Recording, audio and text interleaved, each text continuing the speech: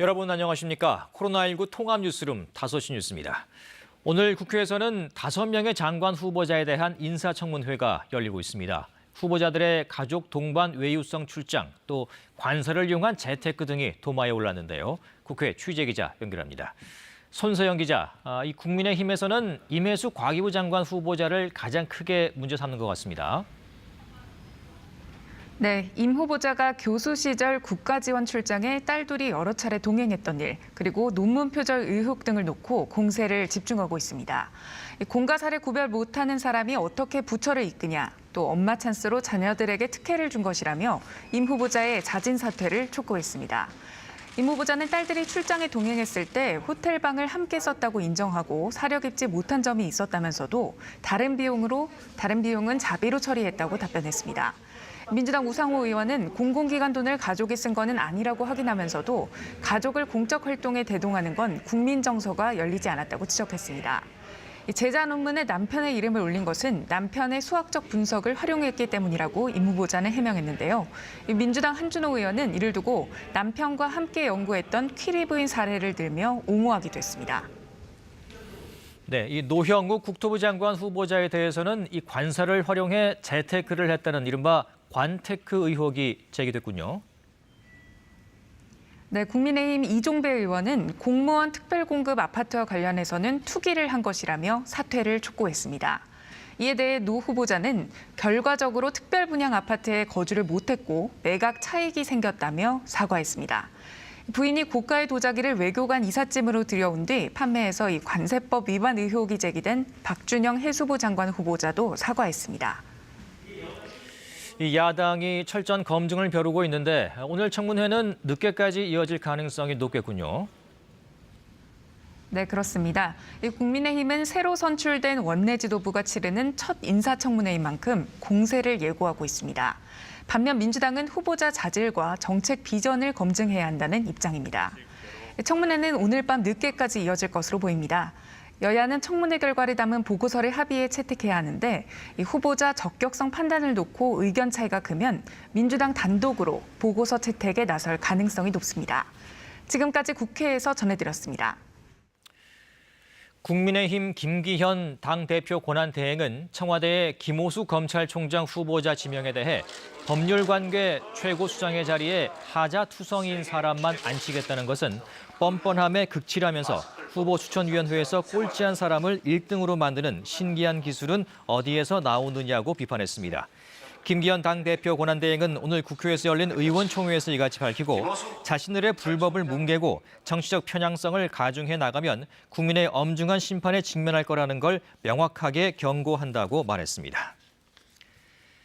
김오수 검찰총장 후보자는 오늘 서울 서초동 서울고검청사에 마련된 인사청문회 준비단 사무실 출근길에 기자들과 만나 검찰총장으로 임명된다면 조직을 안정시키는 게 중요할 것 같다고 강조했습니다. 김 후보자는 이어 내부 구성원들과 화합해서 신뢰받는 검찰, 민생 중심의 검찰, 공정한 검찰이 될 수 있도록 소통하고 노력도 하겠다고 말했습니다. 김 후보자는 정치적 중립성에 대한 질문에 정치적 중립성도 열심히 챙겨보도록 하겠다고 답했습니다. 문재인 대통령이 자신과 가족에 대한 인식 모독성 전단을 뿌린 30대 남성에 대한 고소를 취하하라고 지시했습니다. 박경미 청와대 대변인은 오늘 브리핑에서 주권자인 국민의 위임을 받아 국가를 운영하는 대통령으로서 모욕적인 표현을 감내하는 것도 필요하다는 지적을 수용해 이번 사안에 대한 처벌 의사 철회를 지시했다고 밝혔습니다. 서울 영등포 경찰서가 지난달 28일 문재인 대통령에 대한 모욕 혐의로 30대 남성 김모 씨를 검찰에 송치한 사실이 알려지면서 모욕죄를 둘러싼 논란이 커졌습니다. 김 씨는 지난 2019년 7월 문재인 대통령 등을 조롱하고 비난하는 전단 수백 장을 국회의사당 분수대 주변에 뿌린 혐의를 받고 있습니다. 코로나19 신규 확진자는 다시 500명대로 늘었습니다. 이 전체 확진자 가운데 약 15%가 변이 바이러스로 나타나 방역 당국이 긴장하고 있습니다. 한편 고령층의 백신 접종은 모레부터 연령에 따라 차례로 예약이 시작됩니다. 양성모 기자입니다. 오늘 0시 기준 코로나19 신규 확진자는 541명입니다. 서울 182명, 경기 117명 등 국내 발생 확진자 중 61%가 수도권에서 나왔습니다. 중앙방역대책본부는 지난 일주일 새 변이 바이러스 감염자 97명을 확인했다고 밝혔습니다. 해외 유입 사례가 22명이고 나머지 75명은 국내 발생으로 인한 확진자였습니다. 지난해 10월 이후 변이 바이러스 감염자는 총 632건으로 집계됐습니다. 영국 변이 바이러스 감염자가 551건으로 가장 많고 남아공 변이 71건, 브라질 변이 10건 순입니다. 전해철 중대본 2차장은 변이 바이러스 감염이 전체 확진자의 14.8%를 차지한다면서 2주 연속 두 자릿수라고 우려했습니다.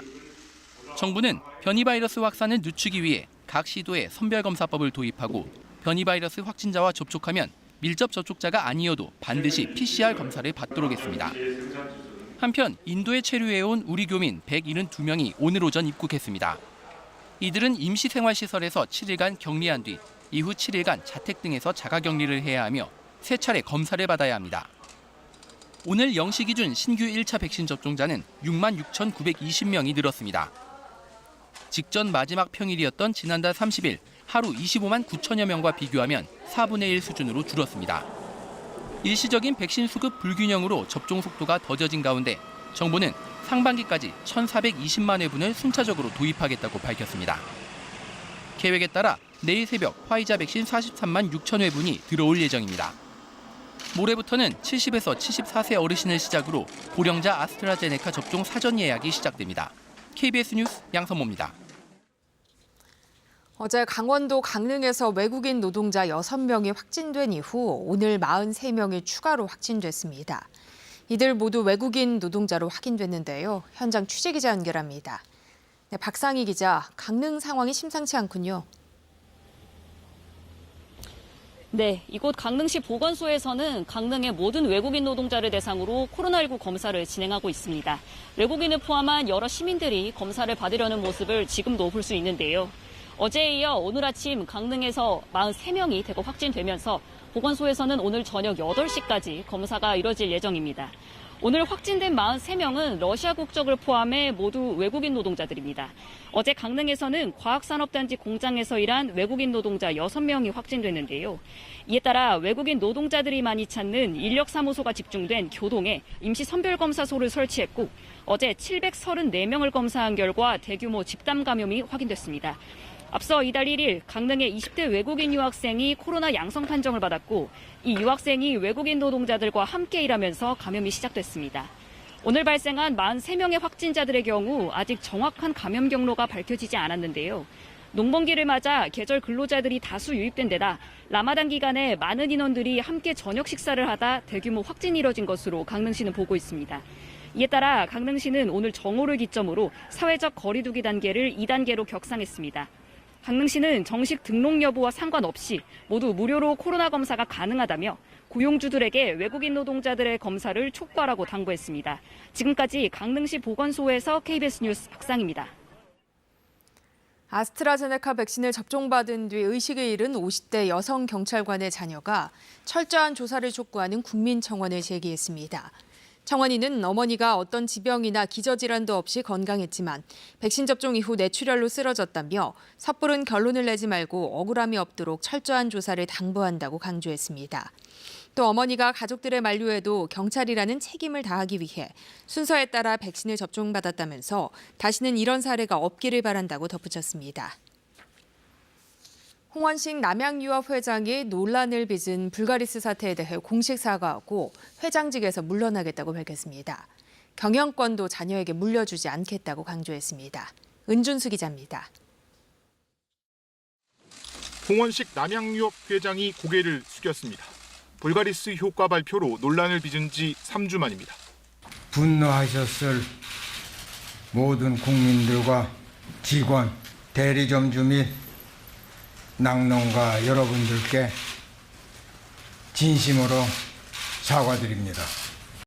홍 회장은 구시대적인 사고 틀에서 벗어나지 못하고 소비자 기대에 부응하지 못했던 것 같다고 말했습니다. 이어 2013년 대리점 밀어내기 논란, 외조카 황하나 씨 마약 투약 사건 등도 거론했습니다. 회장으로서 보다 적극적인 자세로 나서서 사과드리고 필요한 조치를 취했어야 했는데 많이 부족했습니다. 홍 회장은 모든 사태의 책임을 지고 사퇴하겠다고 말했습니다. 경영권 승계도 없다고 못 박았습니다. 저는 남양유업 회장직에서 물러나겠습니다. 또한 자식에게도 경영권을 물려주지 않겠습니다. 결심이 늦어진 데 대해서도 거듭 사과하며 회장직 사퇴를 계기로 남양유업 가족들에 대한 싸늘한 시선은 거둬달라고 부탁했습니다. 남양유업은 자사 유제품 불가리스가 코로나19 억제에 효과가 있다는 발표로 물의를 빚었고 불매운동과 함께 경찰의 강제 수사를 받고 있습니다. 이광범 남양유업 대표는 앞서 사의를 담은 이메일을 임직원에게 보내기도 했습니다. KBS 뉴스 은준수입니다. 소비자 물가가 3년 8개월 만에 가장 큰 폭으로 올랐습니다. 농축산물 가격이 넉 달째 두 자릿수 상승률을 보이고 있는 데다 국제 유가까지 뛰었기 때문입니다. 이승훈 기자가 보도합니다. 4월 소비자 물가 지수가 1년 전보다 2.3% 올랐습니다. 2017년 8월 이후 3년 8개월 만에 가장 높은 상승률입니다. 물가가 이렇게 오른 건 농축수산물 가격 상승의 영향이 큽니다. 생육 부진으로 파값은 270%나 뛰었고 사과는 51%, 고춧가루와 쌀도 큰 폭으로 올랐습니다. 축산물도 11% 넘게 올랐는데 특히 달걀의 경우 산란계 부족으로 30% 넘게 가격이 상승했습니다. 외식, 학교 급식 등 수요 증가, 가정 내 수요 지속 그리고 AI 발생 여파 등으로 돼지고기, 국산 쇠고기 그리고 달걀 등을 중심으로 국제 유가 상승의 영향도 컸습니다. 휘발유와 경유가 각각 13.9%와 15.2% 올랐고 이 때문에 전체 공업 제품의 물가도 2.3% 상승했습니다. 서비스 물가는 1.3% 올랐는데 특히 주택 월세는 6년 반 만에, 전세는 3년 만에 최대폭으로 올랐습니다. 다만 전기, 수도, 가스 요금은 1년 전보다 4.9% 떨어졌습니다. 정부는 물가 상승률이 가팔라진 건 비교 시점인 지난해 2분기 물가가 낮은 데 따른 기저효과가 크다고 진단했습니다. 주요 작물의 수확기가 도래하고 유가도 안정화될 걸로 보이는 만큼 2%를 넘는 물가 상승률이 오래가지는 않을 것으로 전망했습니다. 일부 전문가들은 억눌렸던 소비를 만회하는 보복 소비가 일어나면 서비스 가격을 중심으로 물가가 불안정해질 수 있다며 선제적인 대응이 필요하다고 강조했습니다. KBS 뉴스 이승훈입니다. 블링컨 미 국무장관이 새 대북 정책은 북한에게 외교적 기회라며 북한의 말과 행동을 지켜보겠다고 밝혔습니다. 북한은 적대시 정책의 연장이라며 반발하고 있는데 이 대화의 장이 마련될지는 미지수입니다. 지종희 기자의 보도입니다. 미국 바이든 행정부가 대북 정책 검토를 끝마친 지 사흘 만에 열린 주요 7개국 외교개발 장관회의. 토니 블링컨 미 국무장관은 새 대북 정책의 목표는 비핵화, 초점은 외교에 있다고 밝혔습니다. 지난 수십 년 동안 풀지 못한 어려운 과제인데 새로운 대북 정책은 잘 다듬어진 실용적 접근이라며 북한이 외교적 관여의 기회를 잡길 희망한다고 말했습니다. 북한의 반발 속에 말과 행동을 지켜보겠다고도 강조했습니다. I hope that North Korea will take the opportunity to engage diplomatically and to see if there are ways to move forward toward the objective of complete denuclearization of the Korean Peninsula. 블링컨 장관을 만난 정의용 외교부 장관은 미국의 새 대북 정책이 현실적이고 실질적인 방향으로 결정된 것을 환영한다고 말했습니다. We welcome the visit address by President Biden at the Congress. It was very positive and hopeful message not only to the world but also to us on the Korean issue. 두 장관은 한반도의 완전한 비핵화와 항구적 평화 정착을 위해 긴밀히 공조해 나가기로 했습니다. 또 오는 21일로 예정된 한미 정상회담이 성공적으로 개최될 수 있도록 협력하기로 했습니다. 현지 시간 5일엔 한미일 세 나라가 외교장관 회담을 갖고 북핵 문제 해결 방안 등 관심사를 논의할 예정입니다. 이어 별도의 한일 외교장관 회담이 성사될 수 있을지도 주목됩니다. KBS 뉴스 지종익입니다. 내일 어린이날을 맞아 바깥놀이 계획하신다면 더 주의하셔야겠습니다. 이 어린이날에 어린이 안전사고가 더 많다는 통계가 있습니다. 집에서 다치는 경우도 많아서 특히 자녀와 요리할 때 더 세심한 주의가 필요합니다. 정지주 기자입니다. 어린이들이 생일만큼이나 기다리는 날이죠. 바로 어린이날입니다. 어른들은 고민입니다. 코로나19 시대 사실 이거 어디 가기도 겁납니다. 그렇다고 그냥 넘어가기는 더 겁이 나죠. 꼭 나가야겠다면 어린이날 특히 더 조심해야 합니다. 그날 어린이들이 더 많이 다친다는 조사 결과가 나왔거든요. 경남의 한 공원입니다. 누나와 함께 놀러 나온 2살 어린이 자전거 바퀴에 그만 발이 끼었습니다. 바퀴살을 자른 후에야 겨우 구조에 성공했습니다. 나 많이 아파. 삼촌도 어렸을 때 이런 데 많이 끼었어. 아프게 안 할게. 이 어린이는 테니스장 그물 설치 장치에 손이 끼었습니다. 구조대원, 구조와 함께 겁에 질린 어린이 달래기에도 나서는 건데요. 절대 한눈 팔면 안 됩니다. 잠깐의 방심 바로 어린이 안전사고로 이어집니다. 3년간 11만 7천 건 가까이 발생을 했는데요. 10건 중 4건이 넘어지거나 미끄러지고 유리 등에 베이면서 발생을 했습니다. 특히 0에서 1세는 화상이 가장 많았는데요. 놀이터에서 놀 때는 아이들이랑 부딪히지 않거나 너무 높은 데서 뛰어내리지 않았으면 하는 거 항상 주의시켜서 얘기를 하는데 쉽진 않죠. 하루 발생 건수가 평균 107건 정도입니다. 그런데 어린이날은 더 늡니다. 148건이죠. 평소보다 1.4배 정도가 많습니다. 어린이날입니다. 오늘은 우리의 날. 어린이들 다소 흥분된 상태죠. 사고 위험이 평소보다 더 높다는 겁니다. 코로나19 때문에 사람 많은 곳에 가기 꺼려진다는 분들이 많습니다. 그래서인가요? 어린이 안전사고도 지난해 이렇게 크게 줄었습니다. 하지만 집에서 머무는 이른바 집콕 시간이 많아졌죠. 집에서 일어난 사고는 크게 줄지는 않았습니다. 뜨거우니까 가까이 오지 마.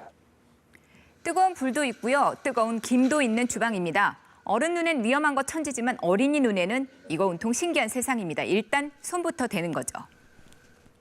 주방에 뜨거운 기구들이 많다 보니까 아이들 출입을 주의시키고 있는 편이고요. 또 코로나 때문에 집에 있는 시간이 길다 보니까 더 신경 쓰이는 게 코로나 시대의 어린이날, 외출 대신에 자녀와 집에서 요리를 계획하는 분들 계실 텐데 뜨거운 제품들입니다. 더 주의해야 하는 건데요.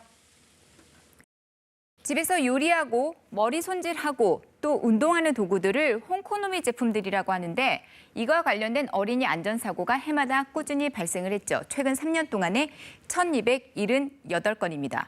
특히 전기밥솥, 정수기, 또 에어프라이어 등 요리용품 관련 사고가 702건으로 가장 많습니다. 자, 달궈진 인덕션에 손을 대는 어린이가 있는가 하면은요. 요즘 많이들 쓰시죠. 에어프라이어, 이거 돌쟁이 남자아이가 손 넣었다가 화상을 입기도 했습니다. 최근 3년간 접수된 1,200여 건 가운데 증상별로 살펴봤더니 화상이 61.3%나 됩니다. 아기들은 성인에 비해서 피부가 얇기 때문에 똑같은 온도라고 하더라도 더 깊어지는 경향이 있습니다. 크는 과정에서의 어떤 운동에 장애를 줄 수 있기 때문에 요리용품과 관련된 어린이 안전사고의 94%는 미취학 어린이였고요. 특히 호기심이 최고조죠. 걸음마기 어린이 사고가 가장 많았습니다. 어린이날 모처럼 자녀와 요리하기를 준비했습니다. 설레는 그 마음 잠시 다잡고 조리기구를 만져야겠죠. 그래서 공정위가 집안 내 어린이 안전사고 주의보를 발령하고요. 어른들의 세심한 주의를 더 당부했습니다. KBS 뉴스 정주주입니다. 오세훈 서울시장이 서울시 유치원 무상급식을 추진합니다. 오 시장은 오늘 브리핑을 열고 현행 급식비로는 질 높은 급식은 물론 간식의 질도 담보할 수 없다는 것이 현장의 목소리라며 유치원 무상급식을 오전 국무회의에서 제안했다고 밝혔습니다. 서울시 교육청은 오 시장의 유치원 무상급식 추진 계획에 대해 환영의 뜻을 밝혔습니다. 앞서 김인호 서울시의회 의장은 지난달 19일 열린 본회의에서 오 시장에게 무상급식 확대를 공개 제안했습니다. 화물기 개조 전문 기업인 이스라엘 국영 IAI사가 첫 해외 생산 기지로 인천공항을 선택했습니다. 그동안 해외에 의존해왔던 국내 항공 정비 산업이 도약하는 계기가 될 것으로 기대됩니다. 박재우 기자입니다. 항공업계가 어려움을 겪었던 지난해 대한항공이 흑자를 기록한 비결은 여객기를 개조해 화물 운송에 집중한 것. 아시아나도 지난해 2대에 이어 올해도 여객기 2대를 화물기로 개조하기로 했습니다. 이 같은 항공 화물 증가세에 따라 화물기 개조 전문 기업인 이스라엘 IAI사가 인천공항을 첫 해외 생산지로 정했습니다. Only expectation is the hangars will be built at the right and in the high quality. 2024년 초도기를 시작으로 해마다 6대씩 2040년까지 예상 수출액은 약 1조 원. 국내 합작회사는 기술 이전과 함께 기능 공등 2,100명이 넘는 일자리 창출도 기대하고 있습니다. 또 전체 개조 비용의 절반을 차지하는 항공기 부품을 경남, 사천 등 국내에서 조달할 계획입니다. 한국에서 여러 가지 부품들을 직접 제조 가공을 해야 합니다. 그래서 항공기에 관한 엄청난 엔지니어링 기술이 축적이 됩니다. 인천공항공사는 이번 유치를 바탕으로 인천공항에 통합 정비가 가능한 항공 MRO 단지를 만들 예정입니다. 그래서 이번 투자 유치로 인해서 국내 항공 산업도 발전시키고 MRO 산업은 한 단계 크게 도약하는 계기가 될 것으로 봅니다. 또 올 상반기에 유명 항공 정비 회사를 2개 더 유치해 코로나 이후 폭발적으로 늘어날 항공 수요에 대비할 방침입니다. KBS 뉴스 박재우입니다. 국내 연구진이 물방울을 이용한 공기청정 기술을 개발했습니다. 지하철 승강장에서 실시한 실증 연구 결과 뛰어난 효과가 입증됐습니다. 조영호 기자입니다. 출퇴근 시간 승객들로 붐비는 지하철 승강장. 지하인데다 많은 사람이 오가다 보니 실내 공기질을 청정하게 유지하기가 어렵습니다. 특히 지하철역은 외부에서 유입된 미세먼지에다 열차 바퀴와 철로의 마모로 발생된 초미세 철 입자가 많아 호흡기 질환을 유발할 수 있습니다. 한국에너지기술연구원이 개발한 초대형 공기청정기입니다. 이 공기청정기는 오염된 공기를 필터로 정화하는 기존 방식과 달리 물을 이용합니다. 바로 정전 분무 방식입니다. 노즐을 통해 분무되는 물 등의 액체에 고전압을 공급해 액체 속 이온을 표면으로 이동시키면서 수십 마이크로미터 크기의 미세 물방울로 변환시켜 이를 분사하는 기술입니다. 분사된 물방울은 정전기처럼 초미세 철 입자와 미세먼지 등을 끌어들인 뒤 응집시켜 제거할 수 있습니다. 최근 서울 지하철 역사에서 실증 연구를 한 결과 탁월한 공기청정 효과를 확인했습니다. 미세먼지는 98%, VOC는 95%, 그리고 살균의 경우는 99.9% 저감 효율이 있다는 것을 밝혔습니다. 연구진은 정전 분무 공기청정 기술 상용화를 위해 악취와 바이러스 등을 대상으로 성능 검증을 넓혀갈 계획입니다. KBS 뉴스 조용입니다. 우리나라를 비롯해 121개국이 오는 2050년까지 탄소 배출량을 0으로 만드는 탄소 중립을 선언했는데요. 시민들 사이에서 탄소 중립 운동은 확산되고 있지만 정작 탄소 배출의 대부분을 차지하는 기업들은 여전히 참여에 소극적인 모습입니다. 윤희정 기자입니다. 한 해 8천만 톤의 온실가스를 배출해 배출량 국내 1위인 포스코. 오늘 2050년까지 탄소 중립을 달성하겠다고 밝혔습니다. 에너지 효율 향상과 경제적 저탄소 원료 대체, 그리고 수소 환원 제초 기술 개발 등을 통해 목표 달성을 하겠습니다. 하지만 환경단체 등은 제조 과정에서 다량의 탄소 배출이 불가피하고 지난해에도 탄소를 초과 배출해 배출권 구매 비용이 전년 대비 54% 증가했다고 밝혔습니다. 수소 기술 개발로서 대체하겠다라는 얘기가 나오지만 그게 얼마만큼 현실적으로 실현 가능성이 있는지도 현재로서는 굉장히 모호한 상황. 국내 상위 기업 50개의 탄소 배출량은 전체의 70%에 이르지만 참여도는 저조합니다. 대한상공회의소가 탄소 배출권 거래제 참여 기업 400여 곳을 조사했더니 탄소 중립 정책에 대응 중인 기업은 30% 정도에 불과했습니다. 또 중소기업을 비롯한 전체의 43%는 업종 존속 위기, 경쟁력 약화 등 때문에 현실적으로 탄소 중립이 어렵다고 호소하고 있습니다. 자체적으로 대응할 수 있는 여력이 없는 게 가장 큰 문제고요. 참여 기업들이 원가 인상에 따른 요인을 상쇄할 수 있을 정도의 인센티브가 마련되어야 대기업, 중견기업의 탄소 중립 참여 확대와 중소기업 지원 방안이 필요한 시점입니다. KBS 뉴스 윤희정입니다. 이어서 오늘의 주식시황을 KB증권에서 전해드립니다. KB증권입니다. 공매도 재개에 따른 불안감에 투자 심리가 위축되면서 코스피 하락세를 이어오다 상승 전환에 성공한 하루였습니다. 코스닥 역시 장후반 상승 반전하며 960선에 장을 마쳤습니다. 오늘 코스피는 20.17포인트 오른 3,147.37에 코스닥은 5.39포인트 상승한 967.2에 마감됐습니다. 전일 미국 증시는 기업들의 개별적 요인에 따라 차별화 장세가 지속되면서 혼조세로 장을 마쳤습니다. 공매도 재개 이틀째를 맞은 코스피는 개인과 외국인의 매도세의 약세를 보였지만 장 후반 기관이 매수에 나서면서 상승 마감했습니다. 현대차가 수요 회복 기대감에 2분기 호실적이 전망되면서 오름세를 나타냈고 카카오게임즈가 1분기 시장 예상치를 하회하는 성적을 내면서 하락세를 이어오다 상승 반전하며 마감했습니다. 반면 공매도 재개 여파에 CJN이 6거래일 연속 부진한 흐름을 나타냈고 공매도 사위주로 꼽히는 KMW가 이틀 연속 약세를 보였습니다. 오늘 원달러 환율은 1원 40전 내린 1,122원 60전에 거래를 마쳤습니다. 지금까지 KB증권이었습니다. 현재 전국 대부분 지역에 비가 내리고 있습니다. 특히 다량의 수증기가 남쪽에서 올라오면서 제주도에는 현재 시간당 60mm 안팎의 굵은 장대비가 그야말로 퍼붓고 있고요. 호우특보가 발효 중입니다. 지금까지 150mm가 넘는 많은 비가 내렸습니다. 앞으로 비는 더 이어지겠습니다. 강원 산간 지역을 빼고는 지리산 부근, 남해안 지역에는 최고 80mm, 제주 산간 지역에는 200mm 이상의 폭우가 더 이어지겠고요. 서울과 그 밖의 수도권, 강원 영서 지역 최고 60mm, 충청과 남부지방 10에서 40mm가량의 비가 내리겠습니다. 비는 내일 새벽에 그치고 어린이날 아침부터는 하늘이 차차 맑아지겠습니다. 다만 바람이 계속 강하게 불겠습니다. 지금도 해안과 제주도에는 강풍특보가 발효 중인데요. 오늘 밤에는 강원 동해안, 내일 새벽에는 경기 서해안으로도 이 강풍특보가 확대되겠습니다. 안전사고에 유의하셔야겠습니다. 내일 아침 기온은 서울이 11도로 예상됩니다. 낮 기온 대부분 20도 안팎에 머물겠고 비교적 선선한 날씨가 예상됩니다. 바다의 물결은 전해상에서 높게 일겠습니다. 금요일에는 또다시 내륙 많은 곳에 비가 내릴 것으로 보입니다. 날씨였습니다.